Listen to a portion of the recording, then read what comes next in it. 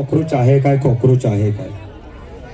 Cockroach हा एक message आहे की या देशातला युवा तुमच्या पॉलिटिक्सला थकला आहे, तुमच्या पॉलिटिक्सवर फ्रस्ट्रेट झालेला आहे. ज्या सिस्टमवर गिवअप केलेला हा कॉकरोच आहे. आणि भरपूर लोक म्हणतात कॉकरोच गटारीत असतात, कॉकरोच इथं असतात तिथं असतात. मी म्हणतो कॉकरोच तिथं असतात जिथं काही सडलेलं असतं. सिस्टम सडलेलं आहे, त्याला नीट करावं लागेल, आणि त्याला कॉकरोचच आता नीट करणार. तर आपण ज्या गोष्टी ठरवल्या सगळ्यांनी 20 तारखेला जंतर मंतरला यायचंय. हात वरती करून परत एकदा सांगा कोण कोण येणार आहे.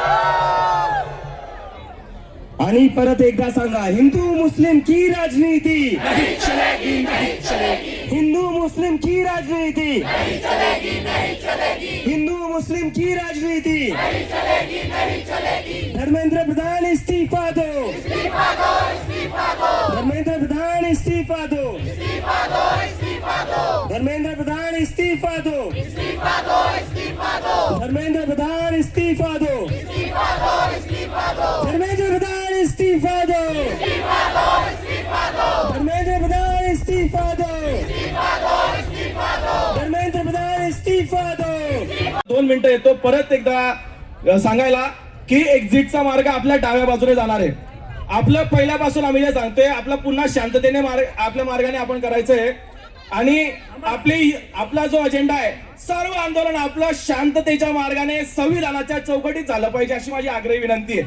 एकदा जोरदार घोषणा देऊया, युवा शक्ती जिंदाबाद, जिंदाबाद, जिंदाबाद. युवा शक्ती जिंदाबाद, जिंदाबाद, जिंदाबाद. आता आपल्या महाराष्ट्राची माती काय असते हे सर्वांनी बघितलंय.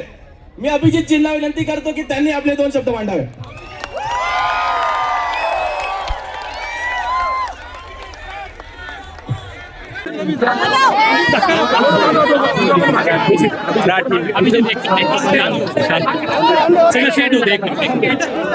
जसं की आंदोलन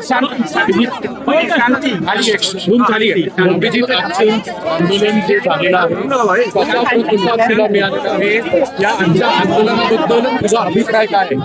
जसं मी सांगितलं होतं, आजचं आंदोलन जंतर मंतरपेक्षा मोठं होणार आहे. काय झालं रे?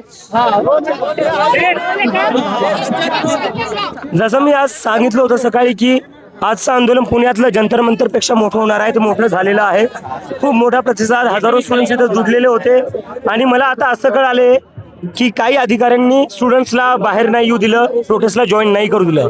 तर आमच्या अधिकाऱ्यांना विनंती आहे, तुम्ही स्टुडंट्सला थांबवू नका. तुम्ही प्रोटेस्ट करण्यापासून स्टुडंट्सला थांबवू नका. आणि आता याच्यानंतर मी लखनौला जाणार आहे. त्याच्यानंतर मी जयपूर, पंजाब, बँगलोरला जाऊन आवाहन करणार आहे लोकांना की जोपर्यंत धर्मेंद्र प्रधान रिझाईन करत नाही तोपर्यंत आपलं आंदोलन चालू राहील. आणि 20 तारखेला 20 जूनला आम्ही सगळे दिल्लीला येऊ. आणि जोपर्यंत एज्युकेशन मिनिस्टर रिझाईन नाही करणार तोपर्यंत आम्ही वापस जाणार नाही. अभिजित, पुणे माहेर, शिक्षणाचं माहेर घर आहे. तू सकाळी म्हणाला होतास गर्दी जी आहे ती तुला प्रतिसाद देणारी होती. कसं अपेक्षित केलं होतं आजच्या संपूर्ण कार्यक्रमामध्ये? माझ्या अपेक्षापेक्षा खूप जास्त गर्दी आलेली होती सर. आणि मला आता जसं मी सांगितलं, आता कळालं अधिकाऱ्यांनी स्टुडंट्सला येऊ नाही दिलं, विच इज व्हेरी सॅड. कशामुळे त्या स्टुडंट्सला थांबून ठेवले, लायब्ररीमध्ये बंद करून ठेवलं होतं. कशासाठी? कधीपर्यंत तुम्ही स्टुडंटचा आवाज दाबणार आणि का दाबताय तुम्ही आवाज? अधिकारी घोषणा केली आज जाहीरनाम्याच्या तुमच्या शिक्षणाच्या संदर्भातले, ते परत एकदा जर सांगितलं ते आम्ही लवकरच रिलीज करू.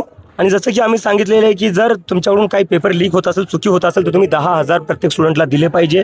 जे त्यांचं ट्रान्सपोर्ट कॉस्ट आहे, जो त्यांचा अकोमोडेशन कॉस्ट आहे, जो त्यांना तुम्ही मेंटल ट्रॉमा देताय त्यासाठी तुम्ही त्यांना 10,000 दिले पाहिजे. दुसरी गोष्ट, रिझल्ट जर वेळेवर लागत नसेल तरी तुम्ही 10,000 दिले पाहिजे. जोपर्यंत रिझल्ट लागत नाही दर महिन्याला तुम्ही 10,000 दिले पाहिजे.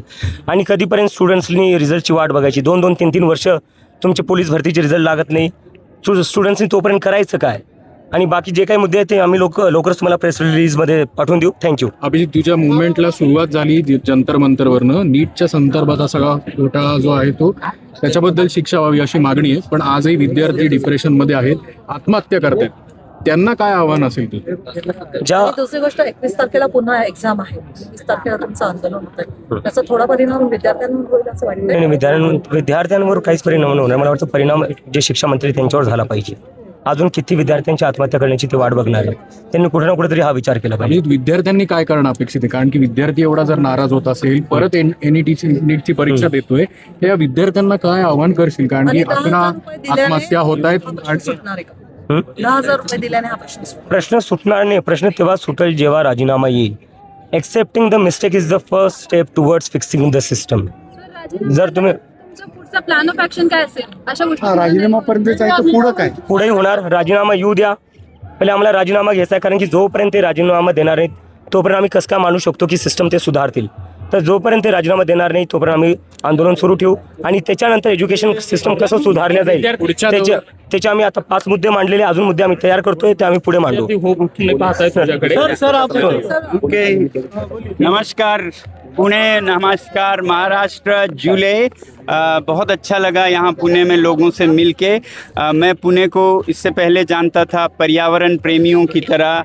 मैं जब भी आया कभी वो पेड़ों की हत्या से बचा रहे थे, कभी नदियों को बचा रहे थे। अब मैं जानूंगा इसे शिक्षा के लिए, जहाँ शिक्षा में जवाबदेही मांगी जा रही है, जहाँ युवा शक्ति को मैंने देखा और शांतिपूर्ण रूप में देखा। मैं बधाई देना चाहता हूँ कि शिक्षा में जो जवाबदेही चाहिए उसके लिए आप सब यहाँ जुड़े और एक आवाज़ बनी देश की।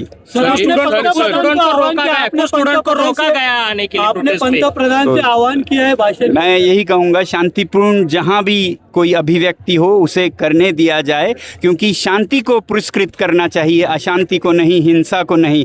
अगर हम शांति को ही दमन करेंगे तो संदेश ये जाएगा कि शांति रास्ता नहीं है, वो बहुत दुर्भाग्यपूर्ण होगा। हिंसा को आप रोकें, शांति को आप प्रोत्साहन दें, यही कहूँगा। सर आपने सिस्टम के पंतप्रधान बारे में से क्या आप आह्वान कहना किया है तो भाषण के अंदर किस तरीके से आह्वान करके क्या आह्वान?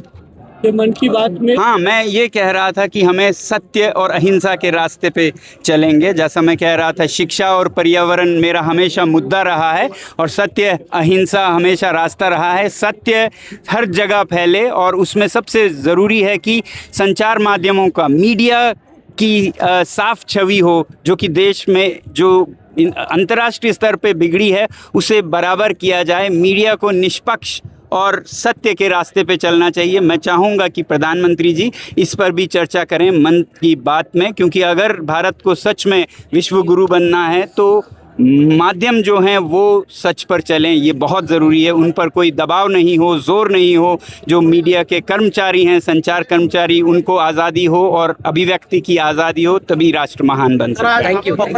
धन्यवाद।